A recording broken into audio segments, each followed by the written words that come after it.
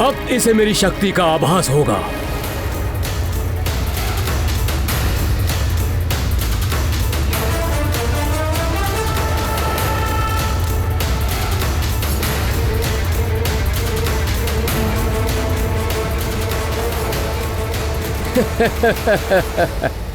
अब तुम कहीं नहीं जा सकते।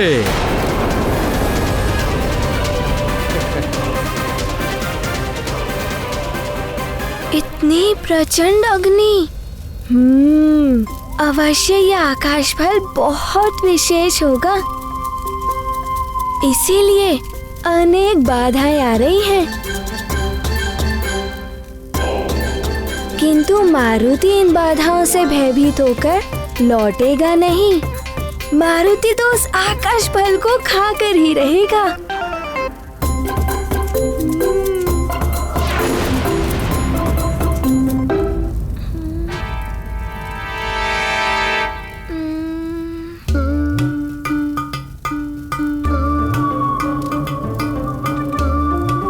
किंतु क्या करे मारुति, कुछ तो करना ही होगा।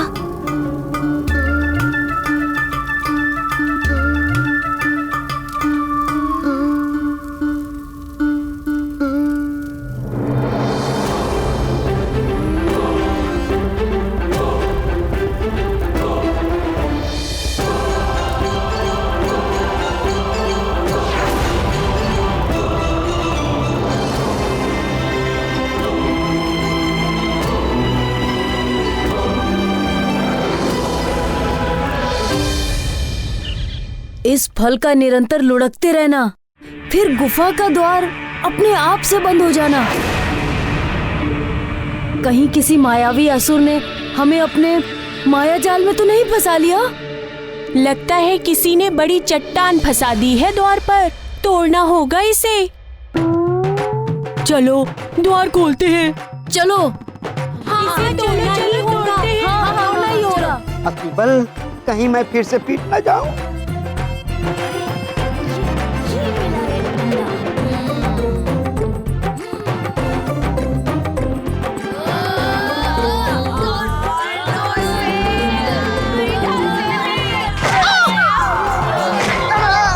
अतिबल, तू पीट रहा है, कुछ तो कर।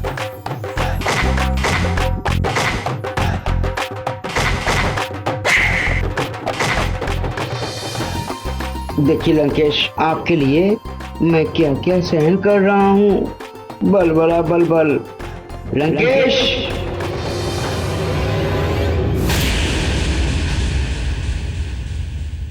है कहाँ ये अतिबल? हर बात पे बल बल आता रहता था, परंतु जब से सुमेरु गया है कोई सूचना नहीं। ग्रहण का भी समय आ चुका है, कहाँ है अतिबल? प्रणाम लंकेश। निकुंभला देवी के दरबार में सूर्य ग्रहण के मायावी यज्ञ की पूर्ण व्यवस्था कर दी गई है। प्रणाम। मायावी यज्ञ?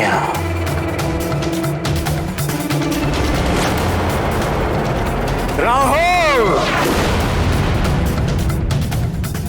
तू हर दिन इसी तरह सूर्य को ग्रसा कर। सूर्य को ग्रहण लगते ही हमारी असुरी शक्तियां प्रबल हो उठती हैं। ग्रहण काल में मायावी यज्ञ से हमारे मायावी असुरों को अनेकों आसुरी सिद्धियां प्राप्त होती हैं। जय मां निकुंभला। महाराज दशानन की, महाराज दशानन की, लंकाधिपति रावण की, महाराज लंकेश्वर की, महाराज लंकेश्वर की, महाराज लंकेश्वर की, लंकाधिपति रावण की, लंकाधिपति रावण की, लंकाधिपति रावण की, महाराज लंकेश्वर की, महाराज लंकेश्वर की, लंकाधिपति रावण की।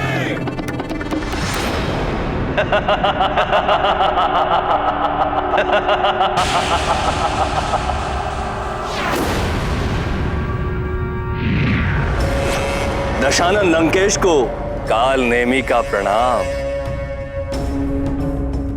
दशानन, आपने जो कहा था वो पूर्ण हो गया। पंपा सर नरेश ने मानव और वानर राजाओं की सभा बड़े उत्साह, बड़े जतन से आयोजित की थी, वो विफल हो गई है। दशानन, मैंने मानव और वानर राजाओं में फूट डाल दी।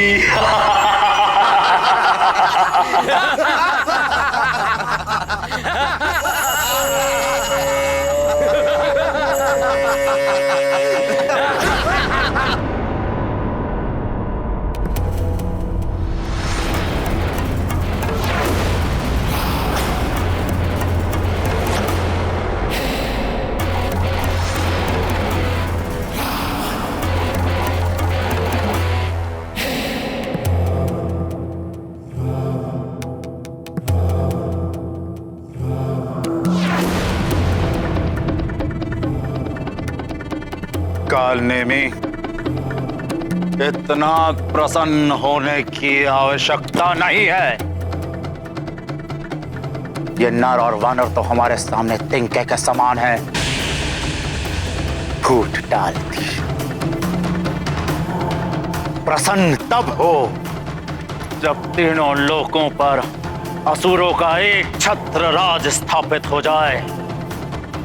पाताल, पृथ्वी और स्वर्ग पर हर स्थान पर हमारा रक्त ध्वज फहराता हुआ दिखाई दे, तब प्रसन्न होंगे हम।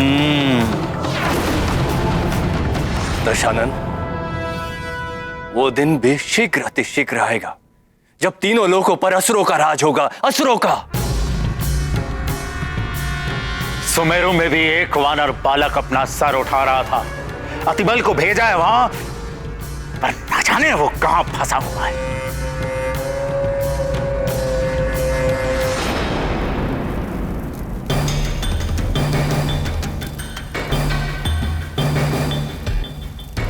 अब इस अग्निकुंड के समक्ष और अधिक देर तक ठहर नहीं पाओगे मारुति। लौटना होगा तुम्हें, अन्यथा जलकर भस्म हो जाओगे। मारुति को क्षमा कीजिए अग्निदेव। मारुति ऐसा नहीं करना चाहता था, किंतु मारुति बहुत भूखा है। मारुति को उस आकाश फल को खाना है। सूर्यदेव और आकाश फल? माँ होती तो आपको समझा सकती थी। मुझे क्षमा कीजिए मारुति के इस कार्य के लिए।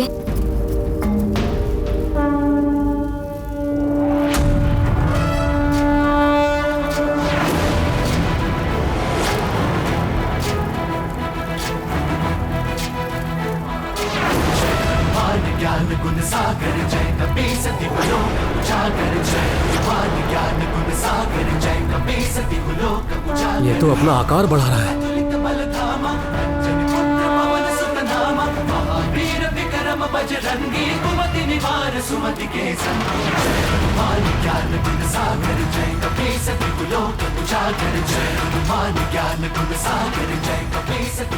ये हो क्या रहा है?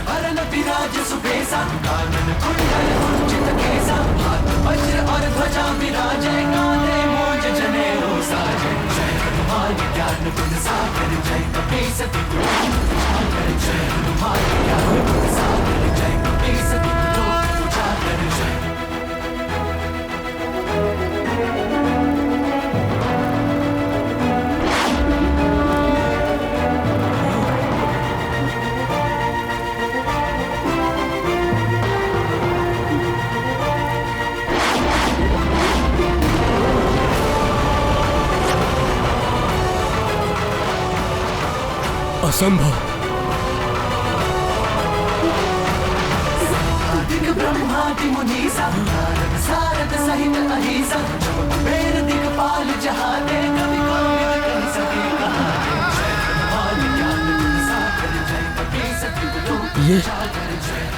ये कैसे संभव है?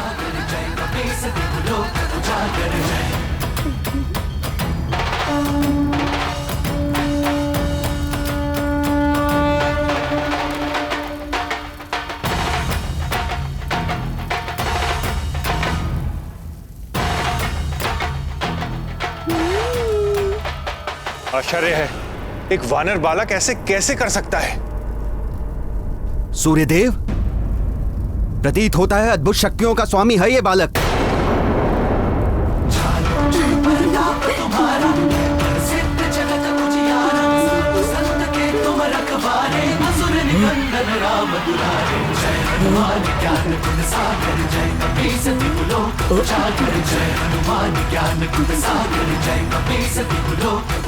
बस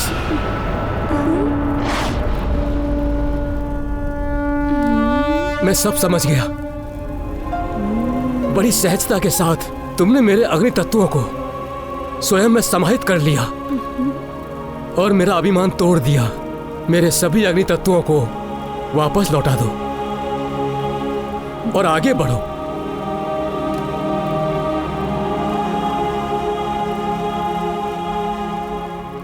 मैं तुम्हें आशीर्वाद देता हूं।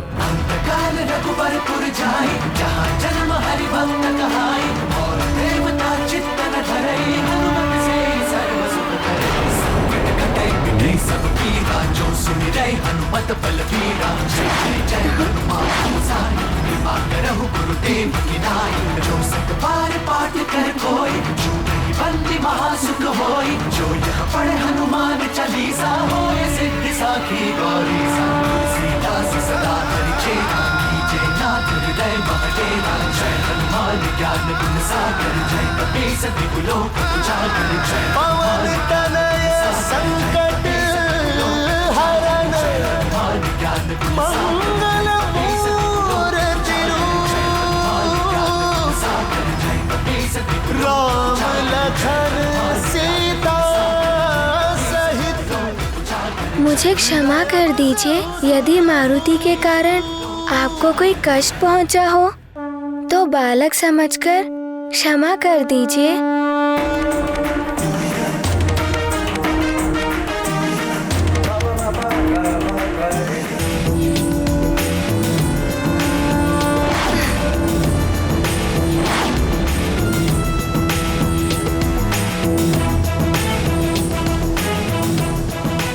अवश्य ही ये रुद्रांश हैं। सारे संसार में और कोई नहीं जो अग्नि को स्वयं में समाहित कर सके।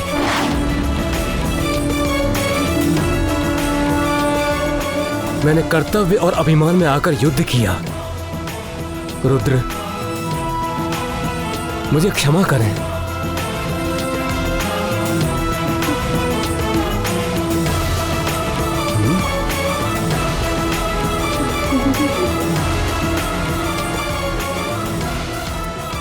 मारुति रुद्रांश होकर भी प्रकृति के कार्यों में हस्तक्षेप किया, उनके नियमों का उल्लंघन किया। उनके कारण जगत का अनर्थ भी हो सकता। लीला में अर्थ और अनर्थ का भाव बना ही रहता है प्रिय। लीला के परिणाम में जगत का कल्याण ही निहित होता है। किंतु सूर्य को खा लेने में जगत का कैसा कल्याण स्वामी? ये जगत के लिए सीख है प्रिय। प्रथम तो ये कि यदि नन्हा सा बालक भी ठान ले तो सूर्य जैसे सुदूर रहने वाले लक्ष्य को भी पाने में सफल हो सकता है। अतः अपने लक्ष्य को पाने के लिए पूर्ण निष्ठा के साथ निरंतर प्रयास करना चाहिए। दूसरा ये कि अभिमान और अहंकार मनुष्य को पतन और अंधकार की ओर ले जाता है। सूर्य अभिमान और अहंकार का प्रतीक है। अभिमानी को एक नन्हा सा बालक भी पतन की ओर ले जा सकता है। इसीलिए कभी अभिमान नहीं करना चाहिए।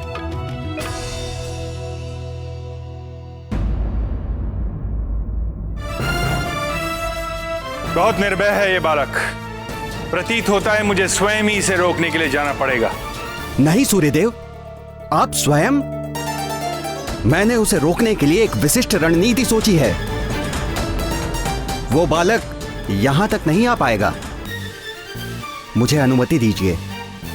उचित है वरुण देव, जाइए और रोकिए इस बालक को। जो आज्ञा सूर्यदेव।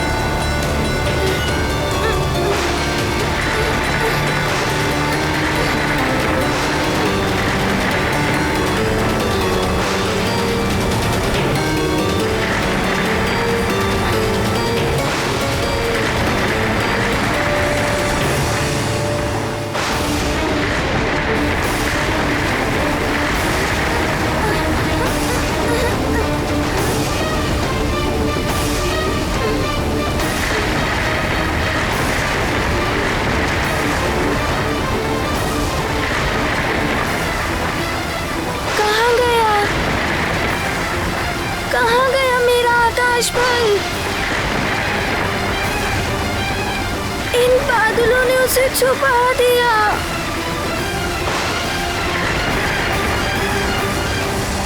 मेरा आकाश फल कहाँ गया?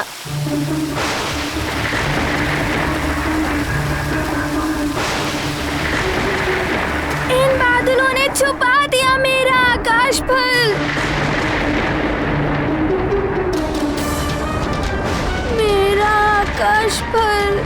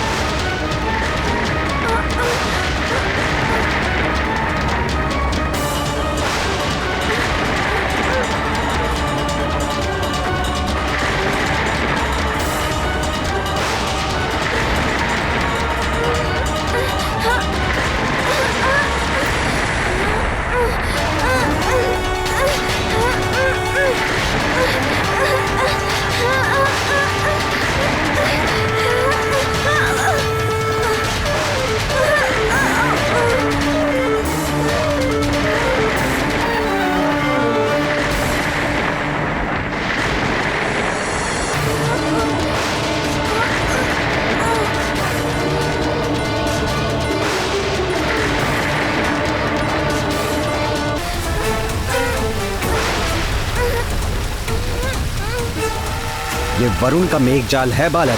यहाँ तक तो तुम आ गए, किंतु अब यहाँ से आगे नहीं जा पाओगे।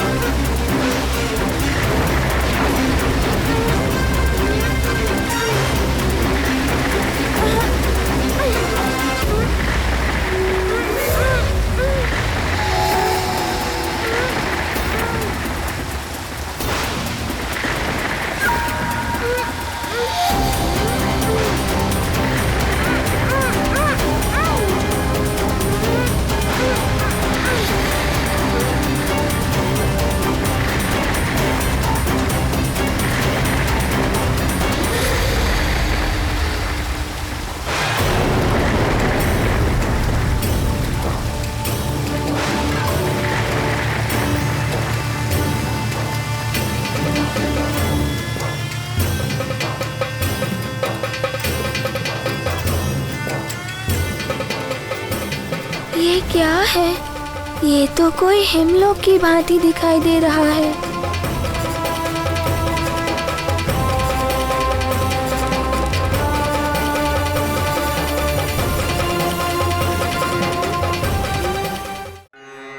यत्त्वा सूर्यस्वर्भानुस्तमसा विद्यदासुरः अक्षेत्र विद्यथा मुक्तो भुवनान्यदीधयु स्वर्भानुरोधयतीन्द्रमाया अवो दिवो वर्त।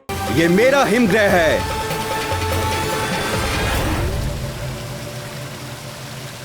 इतनी शीतलता है यहाँ की कि अब तुम मात्र एक हिमशिला बनकर रह जाओगे। यहाँ से जाना तो दूर की बात है बालक, तुम तो यहाँ से निकल भी नहीं पाओगे। यहीं स्थिर होकर रह जाओगे सदा सदा के लिए।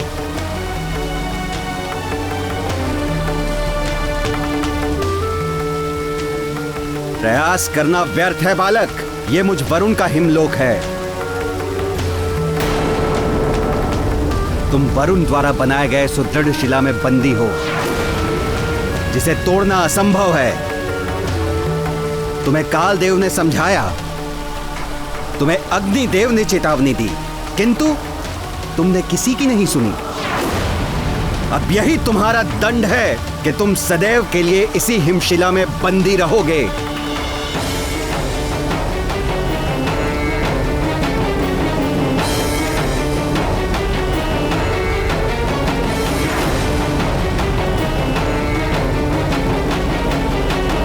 मारुति काल देव को मुक्त करते हैं। वहीं दूसरी ओर मारुति के लिए अंजना का मन अब भी अशांत है। उधर मारुति का मार्ग बाधित करने के लिए इस बार सूर्य अग्निदेव को भेजते हैं, किंतु अपने लक्ष्य और संकल्प में अडिग मारुति पुनः आगे बढ़ जाते हैं। क्रोध में आकर अग्निदेव अपनी अग्नि सेना को मारुति को घेरने का आदेश देते हैं। अब आगे